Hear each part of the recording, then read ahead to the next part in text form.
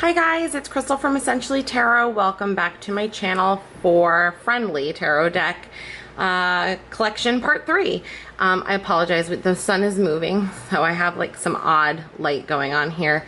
I was hoping it would actually help, but it's not hitting quite where I need it to. So I'm going to zoom in just a little bit more. Hopefully that'll help a little bit, and let's jump right in. So, the first deck we're going to talk about in this video is the Sun and Moon Tarot by Vanessa Ducourt. And this deck, where is the opening for the box? This deck is one that I purchased, and I purchased it fairly early on in my tarot journey. And it actually has one of my all-time favorite moon cards. Isn't that beautiful? But this is the backing. I purchased it fairly early on, little white book, and I didn't realize that there was such a difference between, I do read reversals, so there are going to be cards we have to flip, between the Rider-Waite-Smith and the Thoth system. So when I got this deck, I was a little confused by some of the symbolism, some of the card names, some of the keywords on certain cards, because this is a more Thoth inspired deck and it reads that way. So if you are not familiar with the Thoth Tarot, this is going to be a little different than your Rider-Waite-Smith definition for each card, but I love this deck. I was reading it more or less as a Rider-Waite-Smith deck. I feel like you can do that if you want to ignore the keywords. Eventually I might end up trimming this deck. I don't know. I keep kind of going back and forth on it because it's so cute, but I feel like these borders just take away from the imagery to some extent.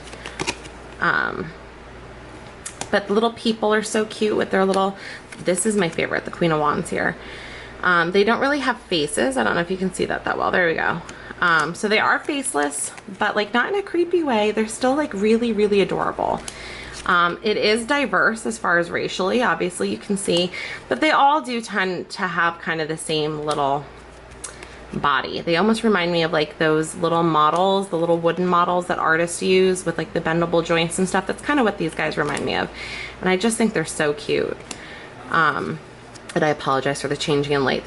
We just got done having a massive storm. So like there's clouds out there. It's changing the sunlight on me. Hopefully you can see okay. But yeah, I really like this deck. It reads really well. I think it's a very empowering deck, especially with a lot of the wand imagery. It's just very fiery but in kind of like an empowering, passionate way. And I really like the artwork in this deck. I think it's absolutely beautiful. So that is the Sun and Moon Tarot. Super, super adorable. Next, we'll move into a deck that I kind of stumbled on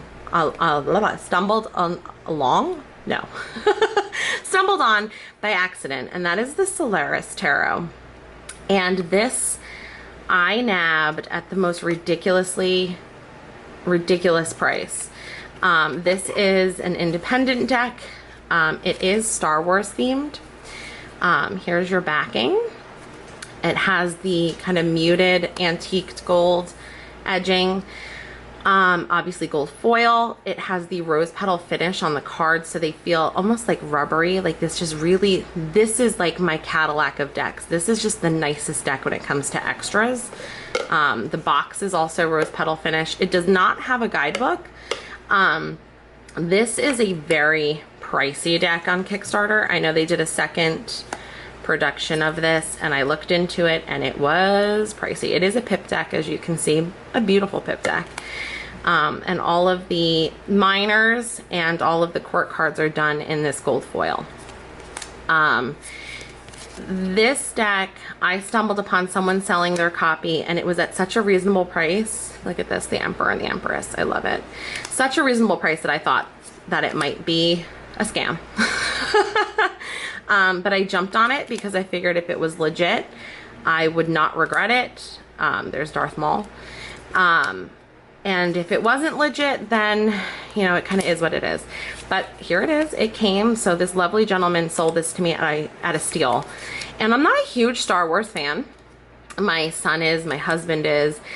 But I love that this deck in the majors focuses mostly on the end of the, not trilogy, the end of the, oh my goodness, legacy, the, oh, this is upside down, the tower. The end of the franchise, there we go. The storyline between Kylo Ren and Rey is featured, here you go, here's Rey, very heavily in the majors, and she is my favorite. That storyline is my favorite. Here's the Temperance card. So I was drawn to this deck. The artwork is beautiful, and I love Rey. I love Kylo Ren. I love their story. Here's Poe. I love Finn. I'm not a Star Wars person, but this storyline, look at that. This storyline spoke to me.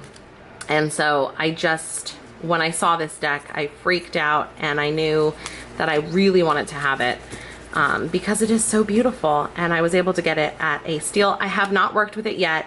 I've obviously shuffled it. You can see there's some reversals and stuff going on in there, just because I wanted to see how it shuffled with that rose petal finish. I think this might be the only deck I have with that finish.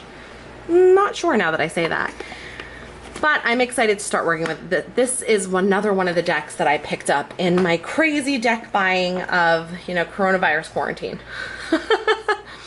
So next we'll move on to the Starman Tarot. This box is beautiful. I love David Bowie. My cat is named Bowie, and I apparently can't get this out of here. When I saw this, knew that I had to have it. Ooh, why is this? Oh, this is so stuck. Bear with me, guys. Hold on. I might have to bring this back here. But yeah, when I saw this come out, I jumped on the pre-order. It is mass market. It's by David DeAngelis. I want to say David because there's an E on the end of David. So I don't think it's David. I think it's David. David DeAngelis and Astera DeAngelis. This is your book. It's beautiful. Now there was a standard edition, which is this one, and there was a special edition that came out as well. This is just the standard edition. I did purchase the bag, and that is why I couldn't get anything out of here. That's what the problem was. I purchased the bag separately to go along with it. I typically keep it just in the bag. I don't know why I put it back in the box. But there you go. Now this deck is a long deck. Let me get a regular card to show you. So there's your universal weight. It's a long deck. It's a wild deck. Like, this is a wild time. These are the backs. It is glossy. The cardstock is thin. It's kind of a it's a low Scarabeo deck, but it reminds me of like the is that also low Scarabeo? Hold on, I'm sorry. No, it reminds me of like the Llewellyn cardstock, just that thinner, I don't know, kind of floppy cardstock. But these images are so wild and crazy and otherworldly, and if that is something that you're into, that like very high vibe artwork, like look at the little fetus up there on the Six of Swords. There's so much going on in these cards, and if you wanted to read this intuitively, I mean, you could spend a good amount of time on any single card, just kind of picking at all of the little nuances, all of the symbolism, all of the many intricate pieces that are in each card. It's not for everyone. In fact, I find some of the artwork is a little busy. I find it kind of distracting sometimes. So this is a deck that, while I have done some readings with it, I need to work with it more. I need to really kind of get into the guidebook, see if the guidebook kind of helps me a little bit deciphering some of what's going on. Because honestly, I don't know if I really remember the guidebook so well. I think this was a deck that I was kind of initially really trying to work with in a way that was more intuitive, but I would be interested to know how the guidebook kind of handles just the vastness of this imagery. So, yep, I mean, again, I didn't have a hard time reading with it intuitively, but there is just so much going on that it can be difficult to focus your attention on just one message. So but an interesting deck, one, again, that I think I need to get to know a little bit better. But But yeah, so that's the Starman Tarot. The next one is, oh, I'm so sorry, you guys. The sun is moving and just totally messing me up here. Let me see if I can just move back a little. We'll figure it out. There, that's, oh, of course the sun goes back down. That's better, I think. So the next one is a compilation deck. It's made by a couple of different artists, the Ostara Tarot. This is another one that I've seen quite frequently in people's collections. It does have this nice little magnetic box with these little ribbons. Oop. Here is your book. It has a nice color picture. It's a nice book. It's a decent book. Now, I know I am not one who loves these kind of split deck boxes. They kind of annoy me.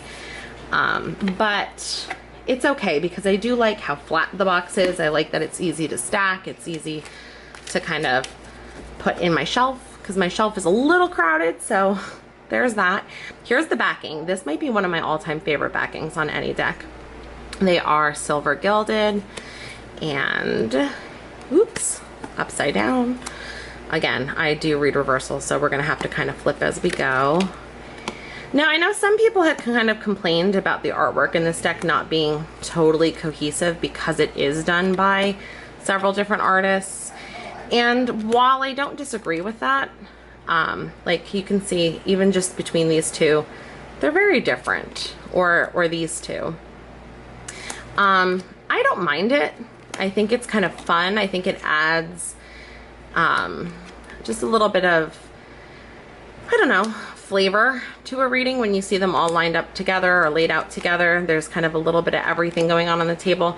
But I can see if you are somebody who's into the aesthetics of a deck and you want something to be more cohesive aesthetically, that could bother you.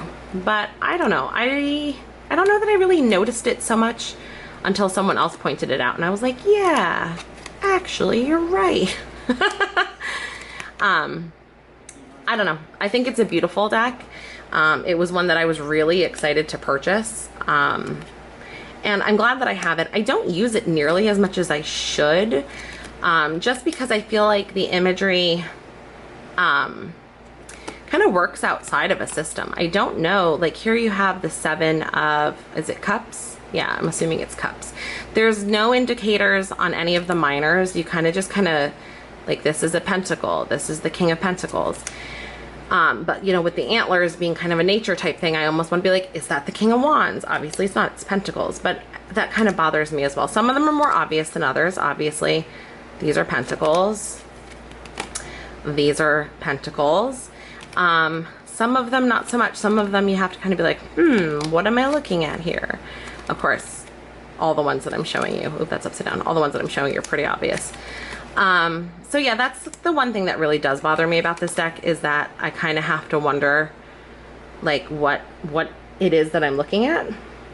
Like this is the 3 of Cups, but you kind of have to search for the cups in that image a little bit. So if you're trying to read, you know, a quick and dirty read on the fly, I feel like maybe I just haven't worked with this enough to get comfortable with the different minors.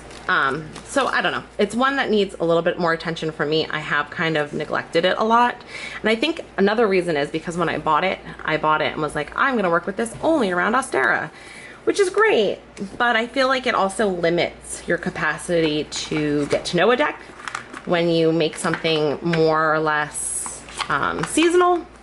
You're not going to work with it as long as you would if you just treated it like, you know, a standard deck. I don't know. You get what I'm saying? I get what I'm saying. Hopefully you get what I'm saying too. The next deck I'm going to pull out is one that is fairly new to me. I have not worked with it yet, but oh my gosh, it's so cute. It's the Tarot of the Gnomes. And this is I believe a Llewellyn deck. I can't seem to get it open right now. Oh no, Los Scarabeo. It's right on the top there. Although I believe I purchased this off the Llewellyn website, if I'm not wrong. No, not this. No, maybe not either of them. I think it was for sale on the Llewellyn website at one point though. This deck is a little harder to come by. I don't know if it's out of print because again, I did see it on the Llewellyn website. It is an Italian deck, and I will warn that the little white book I don't know. I feel like the interpretations maybe just didn't make it from Italian to English as clearly as they thought they did. It was either this little white book or the Fairy Tarot, which is the one I'm going to show you next. But I did have a really hard time connecting with the little white book in one of the two. It might have been the Fairy Tarot. But yes, so this is the Tarot of the Gnomes. As you can see, it has, whoops, you can't see because I'm not in frame. Let me kind of bring it in just a little bit more. It does have the multi language border. It is in Italian, I believe. So if that's distracting for you, this might not be your deck. This is the backing. I think it's really cute. Oh, you can see it's actually still in order. So yeah, so if that's distracting for you, I mean, you could potentially trim it down and get rid of those big keywords. You are still gonna have these banners though that are in Italian. So if you feel comfortable with that, you could go ahead and do that. But I don't know, it doesn't really bother me. I think they're really cute, and until I'm comfortable with them, I don't know that I'll trim them, just because I want to make sure that, like this one for the moon, like obviously I know what La Luna means, but like if I were to trim this off, like, okay, the moon's there, but you know, could this be the Two of Wands? Could this be the Two of Cups? You know, it might be a little hard to tell. So I don't know, we'll have to see what happens. But I just thought this was so cute. The minors are a little pippish, but you have kind of like these little, what am I looking for? The little pictures down here, these little illustrations down here to give you some idea. So it's not totally pip. I mean, obviously it only has one pip and a number, which I also don't love, but it kind of is what it is. And I just think it's cute. I think it's kitschy. I think if you love kind of like that Gnome, I don't know, fun artwork. It was one of those decks where once I saw it, I knew that I kind of had to have it. But again, I haven't really had the chance to work with it yet, just because I've had so many decks come in at the same time, but I am excited to get to know it. So that is the Tarot of the Gnomes, and we'll go right from that into the Fairy Tarot. It's very similar, also Lo Scarabeo, also an Italian, and I was really looking for a fairy deck, and this one was just really cute, and I just couldn't resist it. That's the backing. Ooh, you got like the title cards here. This one is more of a pip deck than the Tarot of the Gnomes, you can see. What I don't love is that the artwork on the minors feels like a different deck than the court cards and the majors. Like, those two art styles totally do not go together. And that is not just me. This is kind of like a fairy tale, like older fairy tale book illustration, whereas the majors and the court cards are kind of a little more fleshed out. I don't know, for lack of a better way to say it. So that kind of drives me crazy. Is that upside down? No, it was not. Sorry. Oh yeah, it was, because we're looking at Temperance. Temperance, the star. I don't know. These, I'm just realizing these are not, their majors are not titled at all, actually. So unlike the Gnome Tarot that had those huge, crazy titles. I actually prefer it this way, even though, you know, you do kind of have to learn the system. Like, obviously this is the Emperor, but I don't know, I like it better. There's the star. So the other one was Temperance. Ha! See? The minors are different. I believe they're different in, no, the Gnome Tarot, they're pretty much your traditional. Here we have bells. Bells, leaves, acorns, and what's the last one? Hearts. Hearts are obviously cups. Bells are pentacles. Leaves, I believe, wait, I might have this wrong. Bells may not be pentacles, because I think I wanted bells to be pentacles and they weren't. Let's take a gander. And again, this is definitely the book where I felt like the translations just didn't really make sense.